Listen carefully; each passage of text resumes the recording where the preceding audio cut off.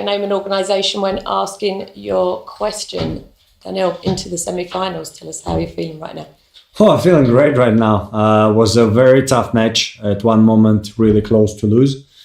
But happy that I managed to put myself back together. Where there was a moment in the match, I started just losing kind of everything, the focus, the momentum of the match, which can happen, of course, this level, and Chris played well. And I'm happy that I managed to put it back together and step it up to be able to win. So really happy and looking forward to next match. Neil, how would you describe, now that you're in your first Wimbledon semi-final, your career journey to get to this point? I don't know, actually, because I thought about this today during the match, honestly. When I started losing it, I was like, okay, what's happening? Why is it happening like this? And then I went kind of, in my career, I was able to do a lot of big things, which probably 4 or 5 years ago, I didn't think I would be able to do. And that's when I was like, okay, I need to try to turn this match around and to do like I did many times to win this tough battles at the Grand Slam. I would say that this Wimbledon semi-final is honestly not that much about my career past before. It's about I managed to step up my game so far during this tournament. Before the tournament, I was not feeling well with my tennis. First round, I was not feeling well.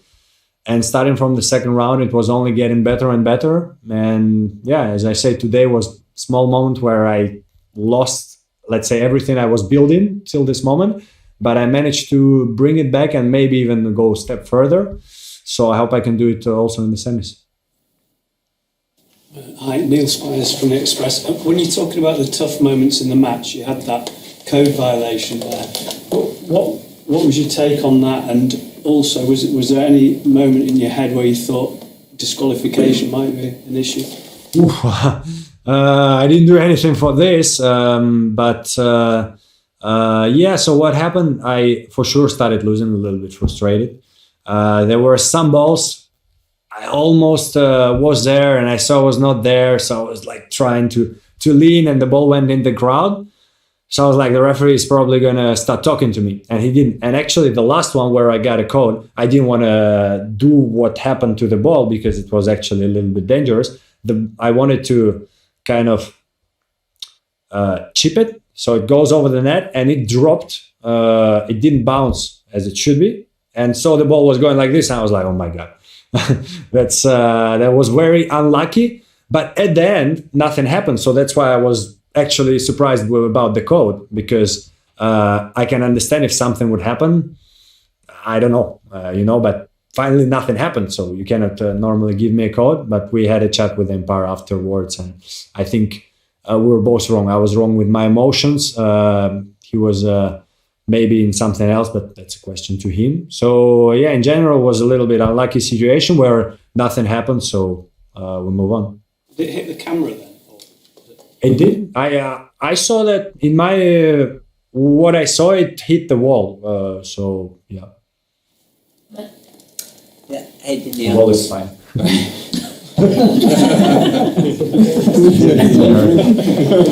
I'm worried about the ball. For a long time in that match, you were, so far back, you were maybe going to take a seat in the chair, and he kept hitting the serves and then the drop shots. And I think a lot of people were wondering, how long is this going to go on for? It went on for a really long time. I'm just kind of curious why you waited so long before you then moved about 10 feet forward. First of all, because the first set was I was putting pressure on him every game. I think every game was deuce. I had the break point after I won his serve, after I broke him already. And I felt like, against Chris, some of the players, they couldn't break him no matter standing close or far. So I was like, I think I'm doing the right thing. It's just I have to execute it better. And at one moment in the match, I was like, okay, I have to try to change something, because I think second and third set, I didn't have a break point.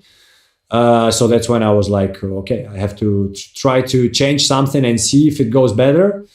And I straight away saw that it was putting a little bit maybe more pressure on him. So I just continued doing it. And I always said that I try to see in the match what works and what doesn't. And so till I started doing it, I still thought that it's going to work the way it was.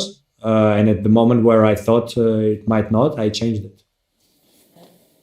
Hi, Dan King from The Sun. It was obvious today that the crowd were backing him more than you, but then after the match, you know, you got a really big ovation as well. Because of everything that's going on elsewhere, how pleased have you been that the crowd have been, you know, have been fair? And if you felt that the crowd have been fair to you and indeed to the other players and supported you and appreciated you and not got on your backs? I actually don't know about others because I didn't see many of them play. I saw Andre against Novak. I think the crowd was great. I didn't see Arena play a lot. I actually saw, but with no sound. So I don't know. But about me, I said after the first match, the crowd is amazing. And I felt today that they were backing him. Why? I don't know. Maybe his tennis, maybe his underdog, maybe something else. But again, till all the matches, till the quarterfinal, they were amazing. And as you say today, they were backing him a little bit more. But same when it was 2-1, I was 2-1 down. I was like, okay, what I was talking, I'm down now. Let's see if they support me. And I actually felt more support as I said in the previous match. So it's been amazing. It's been amazing. Let's see how it is on center court because so far I have been playing only on court 1. I think it's going to be the same. It's going to be amazing to play Carlos next. Daniel Sebastián Varela for Clay.